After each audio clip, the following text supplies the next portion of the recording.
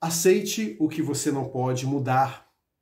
Mude o que você não pode aceitar.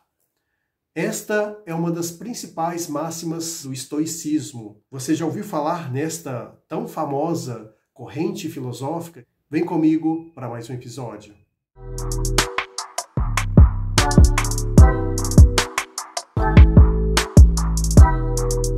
Então, pessoal, a todos que estão chegando agora, que não estão inscritos no canal, peço por gentileza que se inscrevam.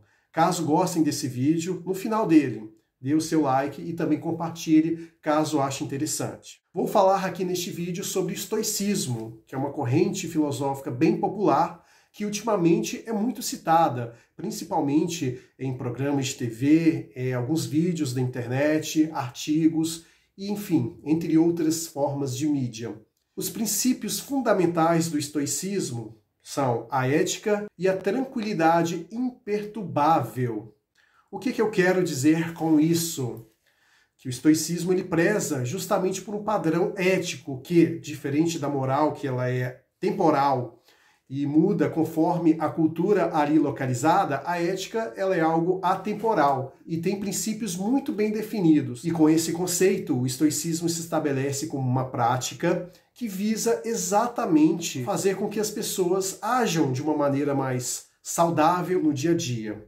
Ou seja, tudo aquilo que está ao seu controle é passível de mudança. Do contrário, aquelas situações, coisas que realmente fogem ali da sua alçada, não deve ser motivo de preocupação, uma vez que você não tem acesso nenhum a fazer qualquer ação que mude aquela circunstância.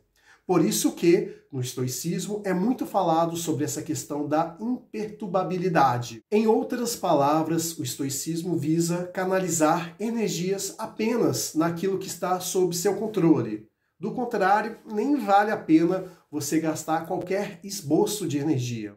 O estoicismo também prega o desapego sobre tudo aquilo que nos cerca.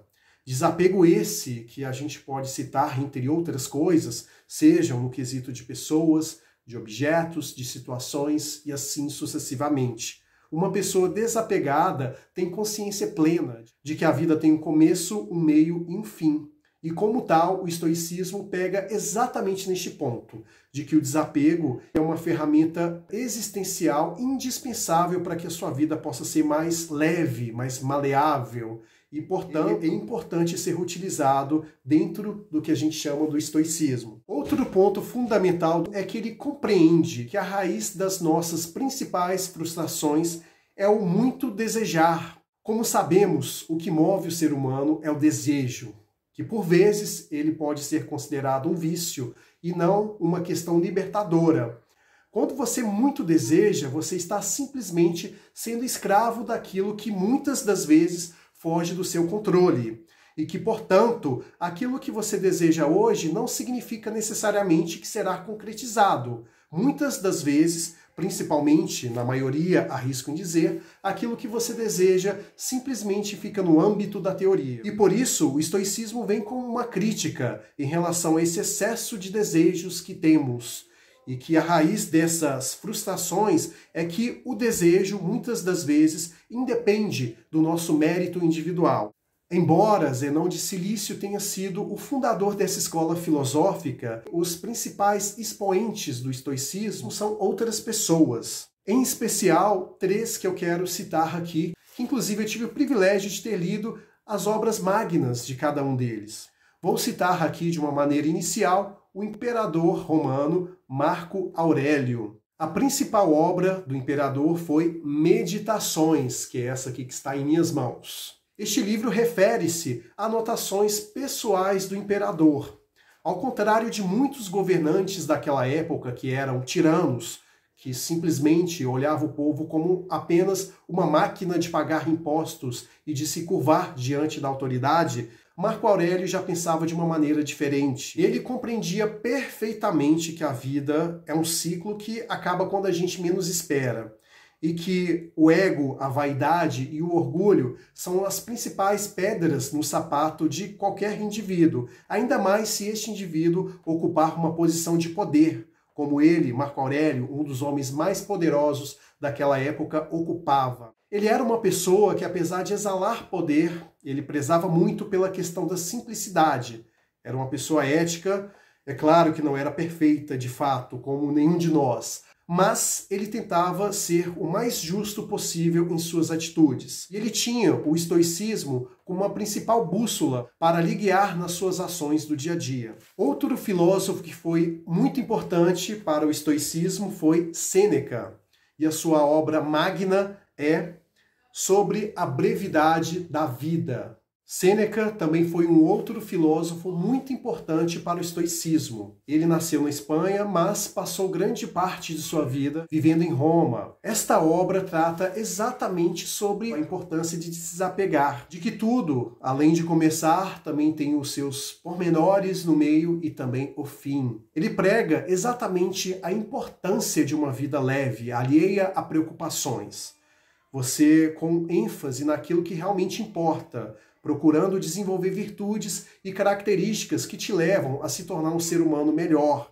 O Sêneca tinha como premissa de que a vida ela é longa, nós é quem a tornamos curta, justamente pelo fato de nos apegar demais às coisas, de estarmos extremamente focados naquilo que não nos importa e que por isso a gente perde muito tempo com coisas fúteis, sendo que poderíamos estar aproveitando em situações que nos dão prazer, mas não só o prazer de fato, como no sentido hedonista da coisa, mas o prazer no sentido de vivenciar a vida tal como ela é, de enxergar a sua beleza tanto nas suas nuances, sejam elas de tristeza, alegria, e entender o que tem no meio dessas duas situações. Exatamente essa questão de leveza da vida. E ele foi um dos grandes estoicos da época, porque ele não só escrevia, como também vivia aquilo que pregava.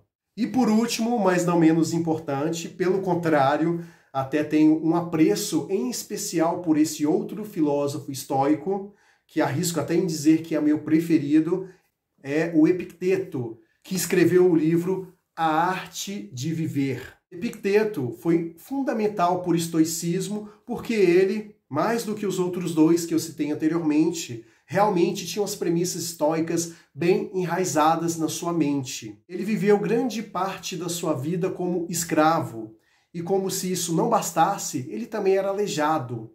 Ou seja, ele vivia sob correntes, tendo que fazer trabalhos manuais, sendo submetidos aos seus senhores. E nem por isso ele deixava de lado a arte de viver. Ele considerava que, por mais que terceiros dominassem o seu corpo, escravizassem os seus atos, estes não poderiam escravizar a sua mente. Ele era uma pessoa 100% liberta dentro do seu universo particular.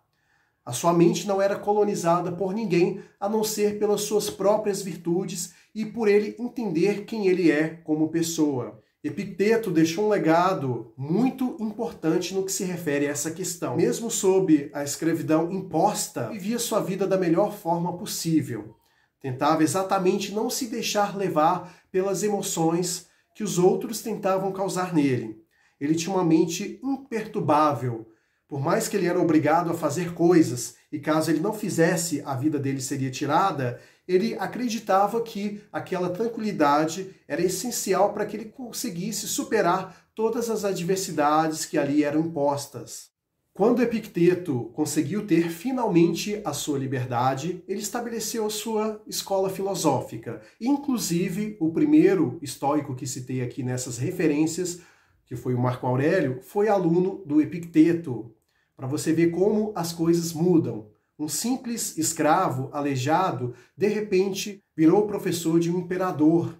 E não um imperador qualquer, do Império Romano, que era o principal império que existia naquele momento. Estes foram os principais expoentes do estoicismo, que realmente aconselho a todos vocês que, caso tenham oportunidade, leiam estes livros, pois eles serão de extrema valia para vocês, ok? Então está aí a minha recomendação. Agora, uma pergunta que inclusive alguns seguidores do Vida Cotidiana me fazem sobre estoicismo na página do Instagram, que inclusive, se você ainda não segue, peço que você vá lá no Instagram e siga, que é @vidacotidiana.oficial. Eu posto diariamente conteúdos complementares aos assuntos que trago aqui nos vídeos. Então, não deixe de ir lá. E a pergunta que realmente me motivou a fazer esse vídeo é o seguinte: você acha que o estoicismo é uma utopia?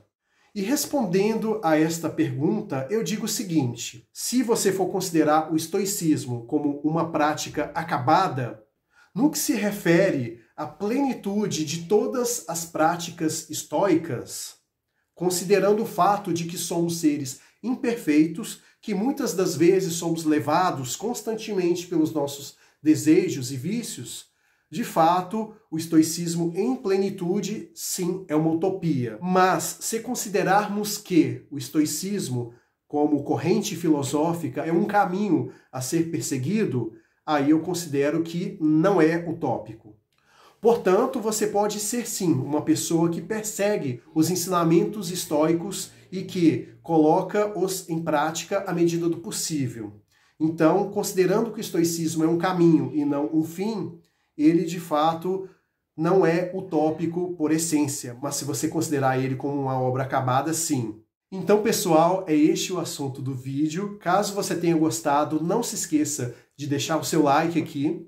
Se inscreva caso ainda não esteja inscrito. Convido você também a deixar aqui embaixo o seu comentário sobre esse vídeo. É muito importante para mim e também para os outros inscritos saberem qual é a sua opinião, pois somente através dessa troca de ideias é que a gente pode conseguir aí ter um crescimento mútuo, ok?